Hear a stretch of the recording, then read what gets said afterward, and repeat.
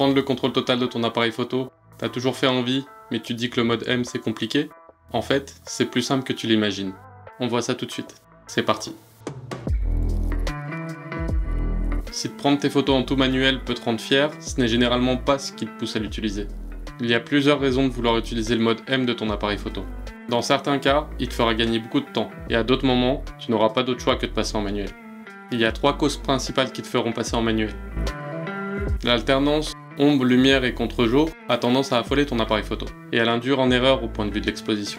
Quand la lumière est changeante, mais que la luminosité ambiante est plutôt stable, tu gagneras un temps énorme en manuel. En pose lente, à partir d'un certain temps d'exposition, tu n'auras pas vraiment le choix, il faudra que tu sois en manuel. L'appareil ne peut pas juger correctement l'exposition à avoir, car la mesure de la lumière ne sera pas faite à partir de la luminosité ambiante, mais sur la durée d'exposition. Et encore plus si tu ajoutes des filtres de densité neutre qui allongent le temps de pose. Même si avec les flashs TTL, à travers l'objectif, tu peux utiliser ton appareil avec un autre mode que le mode M, en conditions studio, il faudra être en manuel. Tu devras conformer ton appareil photo avec la vitesse de synchro flash. Tu voudras la plupart du temps avoir tes ISO au minimum pour avoir la meilleure qualité possible, et choisir l'ouverture en fonction de la profondeur de champ que tu souhaites. Et c'est donc en manuel que tu paramètres tous ces éléments.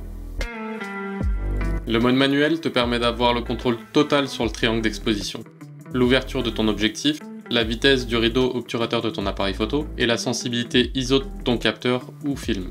En ayant le contrôle, tu affectes en fonction de tes réglages la profondeur de champ, le mouvement et le bruit grain de ta photo.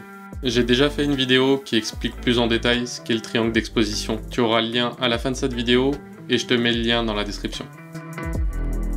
Pour avoir une photo correctement exposée, tu t'appuies sur la mesure de la lumière de ton appareil photo et de l'information qui te communique dessus. Si tu es habitué à utiliser les modes priorité ouverture et vitesse, tu vas rapidement être à l'aise avec l'utilisation du mode M. Ça se fera de façon assez naturelle. Si tu viens du mode auto, je te conseille avant de te lancer directement en mode manuel, de te familiariser avec les modes prioritaires, les modes A et S de ton appareil photo. Comme je te le disais juste avant, ça sera beaucoup plus intuitif et simple à appréhender. Pour paramétrer ton appareil en manuel, tu vas jouer avec les réglages en fonction du résultat que tu veux obtenir. Selon l'élément du triangle d'exposition que tu privilégies dans ton image, ouverture, vitesse ou ISO, tu commences par définir celui-ci. Ensuite, par ordre de préférence, tu choisis le second élément que tu considères. Et enfin, tu ajustes le dernier paramètre en t'aidant de ce que te conseille ton appareil. En exemple concret, ça donne: je définis mon ouverture à 2.8, c'est ce que je privilégie dans cette photo. Ensuite, je mets mes ISO sur 200, car c'est avec cette sensibilité que j'aurai la meilleure qualité d'image. Et pour finir, la mesure de mon appareil me suggère une vitesse que je suis ou que j'adapte en fonction du résultat que je vise, en sur ou sous-exposant mon image. L'ordre d'enchaînement des réglages dépend vraiment de tes priorités. Et comme pour l'exemple que je t'ai donné, tu peux inverser cet ordre comme t'en as envie.